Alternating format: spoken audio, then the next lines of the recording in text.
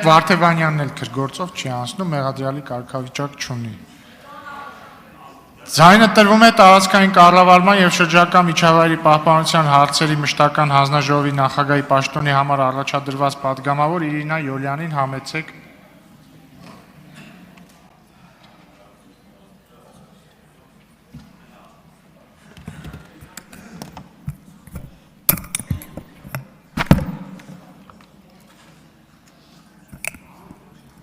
Սիրելի հայրենակիցներ, հարգելի գործընկերներ, նախ եւ առաջ ուզում եմ տարակուսանքս հայտնել Ուժեղ Հայաստան խմբակցության կողմից հանձնաժողովի նախագահի պաշտոնում պարոն Դավիթ Ղազինյանի թեկնածությունը մերժելու համար, անկասկած այդ հանձնաժողովում պարոն Ղազինյանը կարող էր ապահովել պրոֆեսիոնալ եւ արդյունավետ աշխատանքային միջավայր։ Մենք մեր քաղաքական մոտեցումներին միասին ենք եւ ցանկացած խնդիր պատրաստ ենք տալ համակարգային լուծում, համատեղ աշխատելով բոլոր նախաձեռնությունների շուրջ։ Շարունակելով խոսքս, ուզում եմ նաեւ շնորհակալություն հայտնել Ուժեղ Հայաստան խմբակցությանը այժմ իմ թեկնածությունը առաջադրելու եւ վստահելու համար։ Տեղական ինքնակառավարումը մի ոլորտ է, որն ուղղակիորեն ամենօրյա ռեժիմով առնչվում է մեր երկրի յուրաքանչյուր քաղաքացու կյանքին, մեր համայնքների կենսունակությանն ու պետության ընդհանուր դիմակայունությանը։ Այն պատասխանատվությունը, որ դրված է այս հանձնաժողովի առջև, պահանջում է ոչ միայն ընթացիկ օրվա խնդիրների լուծում, այլև հեռահար տեսլականի սահմանում հավասարակշռված մոտեցումներ եւ ամենակարևորը համակարգային աշխատանք։ Իմ աշխատանքային ուղին տեղական ինքնակառավարման համակարգում համայնքային զարգացման գործնական ծրագրերից մինչև փորձագիտական ու վերլուծական աշխատանք տվել են հնարավորություն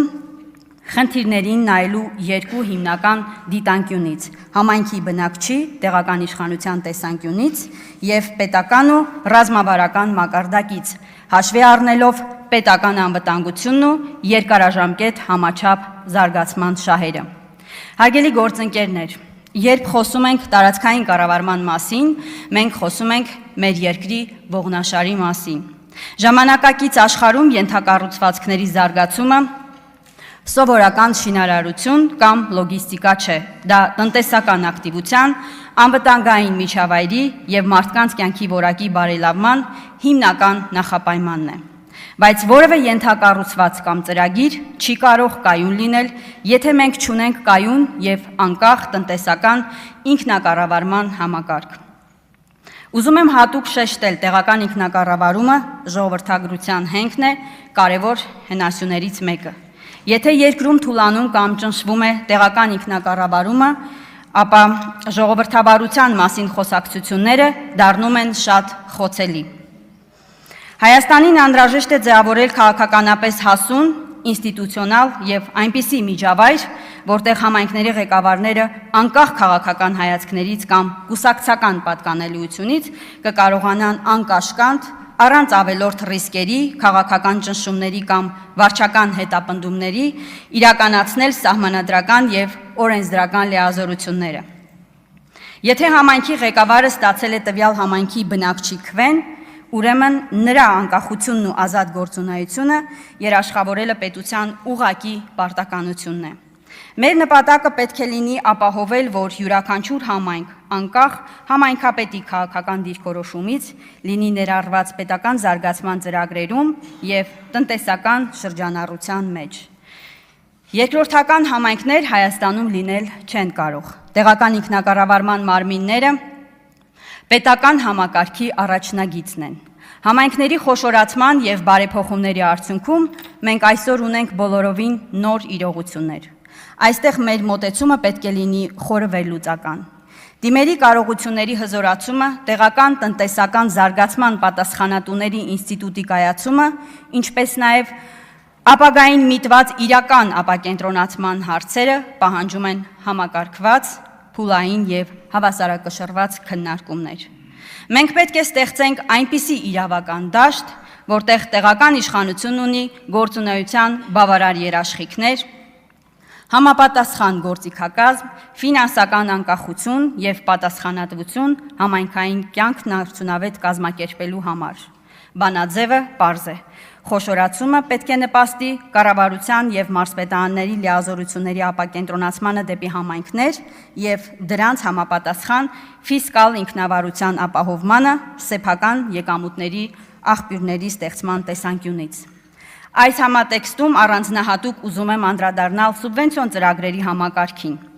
Սուբվենցիաները պետություն համայնք համագործակցության կարևորագույն գործիքներից են։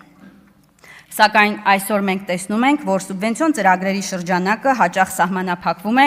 միայն ասֆալտապատման կամ շենքային ենթակառուցվածքների վերանորոգմամբ։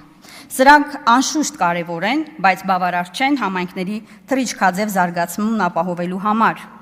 Անհրաժեշտ է սուբվենցիոն ծրագրերի ոլորտային գործիքակազմի էական ընդլայնումը։ Պետությունը պետք է համայնքներին չպարտադրի, թե ինչն է իրենց համար առաջնահերթ։ Համայնքը ինքը պետք է որոշի առաջնահերթությունը, իսկ պետությունը պետք է ապահովի համապատասխան համաֆինանսավորման գործիքակազմը։ Եվ քանի որ Հայաստանում համայնքների տնտեսության զարգացման գերակա ուղղությունը նաև գյուղատնտեսությունն է, կանդրադառնամ նաև այս ոլորտին, որը բավականին կարևոր է, թե ինչպիսի տնտեսական զարգացման ռեսուրս կարող են ունենալ համայնքները նաև համաչափ զարգացման տեսանկյունից։ Գյուղատնտեսությունը մեր երկրի պարենային անվտանգությունն է, մեր գյուղերի պահպանման ու սահմանների ամրության կարևոր հենքը։ Եվ այստեղ մենք ունենք լուրջ համակարգային խնդիրներ։ Այսօր գյուղացին կանգնած է մթերքն իրացնելու լուրջ խնդիրների առաջ, անհրաժեշտ են անհետաձգելի միջոցառումներ։ Այսօր կառավարության կողմից հայտարարվում են բազմաթիվ ծրագրեր, ինտենսիվ այգիներ, խելացի անասնագոմեր, լիզինգային ծրագրեր եւ այլն։ Միասին եկենք նայենք իրականությանը։ Այդ ծրագրերի իրական շահառուներին կարելի է համայնքներում մատերի վրա հաշվել։ Ինչու է սա տեղի ունենում, որովհետև այդ ծրագրերը հաճախ կտրված են գյուղացու իրական կարիքներից, չափազանց բյուրոկրատացված են եւ հասանելի են միայն խոշոր կապիտալ ունեցողներին։ Հետևաբար պետք է պարզեցված ընթացակարգ, որպիսի ծածկույթն ավելի մեծանա եւ հասանելի լինի փոքր տնտեսվարողներին։ Պետությունը պետք է կանգնի գյուղացու կողքին ամբողջական շղթայի երկայնքով։ Մենք պետք է ստեղծենք ամբողջական միջավայր, որը ներառում է տեխնիկական հնարավորություններ եւ արդիականացում, գյուղատնտեսական տեխնիկայի հասանելիություն յուրաքանչյուր բնակավայրում։ Ջրային ռեսուրսների հասանելիության խնդիրները Հայաստանի նման երկրում անընդունելի են։ Ոռոգման ջրի անխափան աշխատանքը եւ մատակարարումը պետք է լինի առաջնահերթություններից մեկը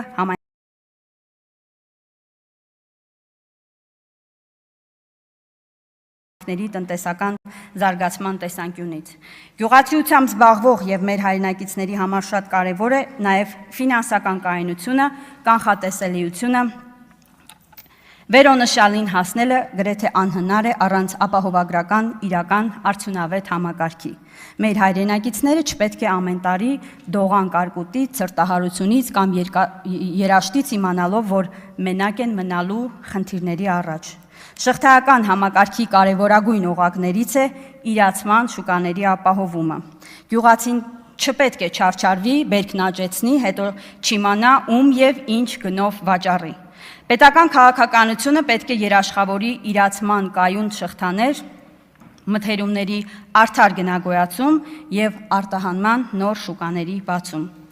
Հարգելի հայրենակիցներ, աշխարհում տեղի ունեցող փոփոխություններից բնականաբար անմասն չի մնում նաև Հայաստանը։ Այդ փոփոխությունները ուղղակիորեն առնչվում են մեր բնակչության առողջությանը, անգամ տնտեսվարողների բնականոն գործունեությանը եւ ապագա սերունդների կենսագործունեությանը։ Պետության դերն այստեղ առավել ռիսկային փոփոխությունների վերհանումը եւ համապատասխան ոլորտներում կարգավորումների սահմանումն է։ Սակայն մյուս կողմից այդ կարգավորումները պետք է լինեն խիստ թիրախային եւ արդյունավետ, բացելով Հայաստանի քաղաքացիների վրա անտեղի եւ ավելորդ ֆինանսական բեռի ավելացումը, բացառելով։ Միաժամանակ պետք է հաշվի առնել, որ վերպետական եւ միջպետական գործիքակազմի ճիշտ կիրառման դեպքում Հայաստանը հնարավորություն ունի նաեւ ստեղծված իրավիճակը ի օգուտ մեր շրջակա միջավայրի օգտագործել միջազգային կորպորացիաներից ներդրումներ ներգրավելով բնապահպանական ծրագրեր եւ ավելացված արժեքի ստեղծման համար։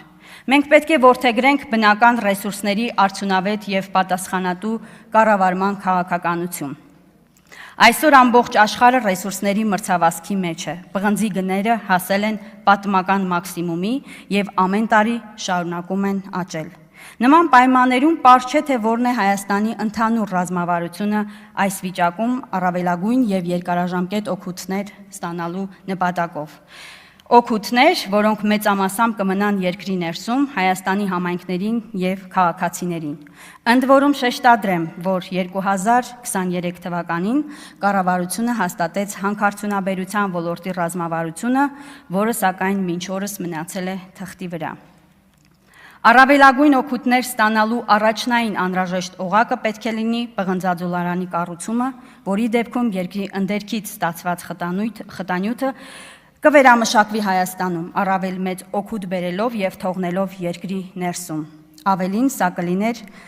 համակարգաստեղծ օղակ այլ ոլորտների համար եւս հումք ապահովելով արդյունաբերական նոր ճյուղերի եւ նոր ապրանքների ստեղծման համար։ Շատ կարևորում եմ նաեւ գործող տարբեր ընկերությունների սոցիալական պատասխանատվությունը համայնքների առաջ, որոնք պիտի լինեն համակարգված եւ առավել թափանցիկ։ Միանշանակ կարևոր ուղղություններից պետք է լինի կանաչ տնտեսության եւ արևային էներգետիկայի զարգացումը համայնքներում։ Հայաստանն ունի արևային էներգիայի հսկայական պոտենցիալ։ Մենք պետք է խրախուսենք, որ մեր համայնքները, համայնքային ենթակառուցվածքները, դպրոցներ, մանկապարտեզներ, փողոցային լուսավորություն, ջրամատակարարում անցնեն արևային եւ էներգախնայող համակարգերի։ Սա ոչ միայն կնվազեցնի համայնքային բյուջեների ծախսերը, այլև կբարձրացնի մեր համայնքների էներգետիկ անկախությունն ու դիմակայունությունը։ Հանձնաժողովի աշխատանքը պետք է միտված լինի արժեք ստեղծելուն, տեղական ինքնակառավարման մարմինների հետ տեղերում առկա իրական խնդիրներն ու կարիքները բացահայտելու եւ դրանք անհրաժեշտության դեպքում օրենսդրական մակարդակ բարձրացնելու համար։ Առանցքային եմ համարում նաև քաղաքացիական հասարակության եւ փորձագիտական համայնքի հետ համակարգված փոխգործակցությունը, օրենսդրական նախագծերը պրոֆեսիոնալ փորձաքննության ենթարկելու նպատակով։ Մեծ ուշադրության է արժանի նաև արտասահմանյան գործընկերների հետ սերտ համագործակցությունը, միջազգային լավագույն փորձն ու ժամանակակից լուծումները դիտարկելու, ներդնելու համար։ Ամփոփելով խոսքս, ցանկանում եմ ընդգծել, որ մեր առջև դրված խնդիրները բազմաշերտ են, բարդ, բայց միանգամայն լուծելի, եթե առաջնորդվենք պետական շահով, պրոֆեսիոնալիզմով, ազնվությամբ եւ հետևողականությամբ։ Կրկնում եմ, մենք չունենք երկրորդական համայնքներ, չունենք երկրորդական քաղաքացիներ եւ չունենք երկրորդական խնդիրներ։ Հայաստանի Հանրապետության յուրաքանչյուր անկյուն, հեռավոր սահմանամերձ գյուղից մինչև խոշոր համայնք արժանի է արժանապատիվ, անվտանգ, կանաչ եւ զարգացող միջավայրի։ Շնորհակալություն Տիկին Յոլյան, հարգելի գործընկերներ,